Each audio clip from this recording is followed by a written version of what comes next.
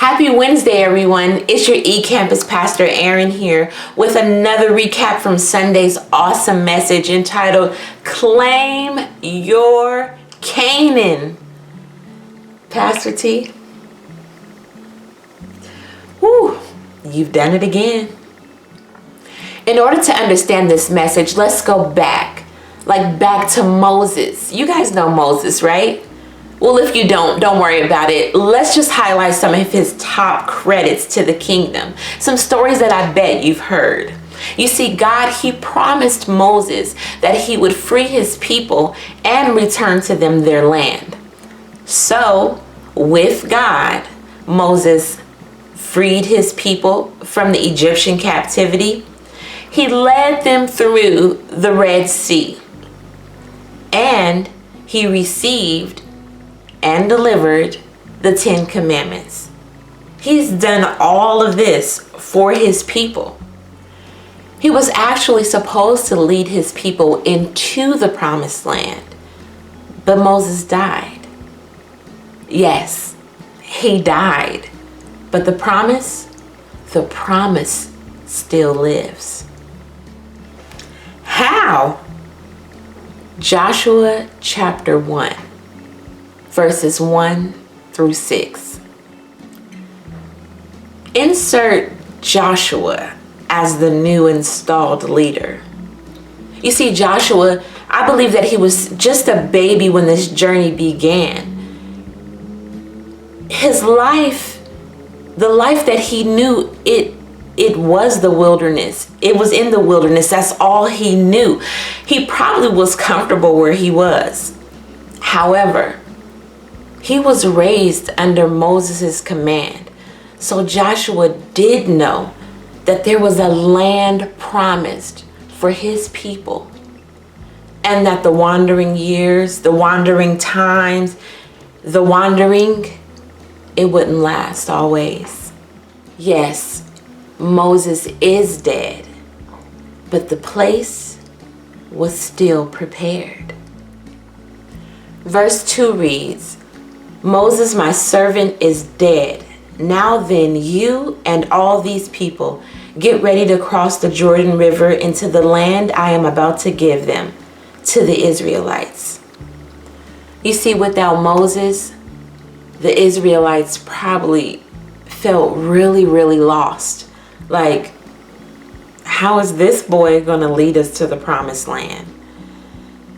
I'm sure they were still mourning Moses' death. And Joshua, he was apprehensive about his next move. Wouldn't you be? But in verse 3, God assures Joshua that everything he sets his foot on is his. God also promised that same thing to Moses.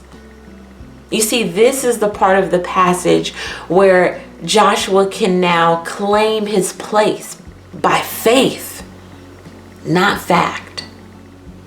The fact is, yes, Moses is gone, y'all. He's gone. But here you are. Joshua, the people are mourning. They're mourning the loss of the past. But you see, God can't take too much time on that. Not that part of the story, because Joshua, it was his time to get his mind right so that he can be changed and prepared. Moses' insight plus Joshua's belief, that right there, that equals the promised land for real. As we face the future of uncertainty, it's important to understand that we can't conquer the land of promises until we conquer the valleys and the pits of our mind. Total transformation is the goal. If we allow ourselves to continue to hide behind our fears, guys, we can miss the mark and delay the blessings again. What God did before, He did before. Yes, he can and he will do it again. But you know what? When that time comes around, I want to be ready to finish the task. Friends, God has a prepared place for a prepared people. Yeah, usually the place is prepared first. But can I suggest to you that you must be ready to inhabit that very place? So, how do we work the word this Wednesday? Ask yourself a question. Can I handle change? If the answer is no, begin to pray and ask God for strength to endure, for courage to push on through, and wisdom to move on. And then get ready. Just as we see with Joshua, when the mission is complete, the next pick is picked. You see, there is still work to be done, and God will raise someone up. Is it you? You? Also, remember that God would never prepare you and not have a place to put you in. All you have to do is believe and claim it.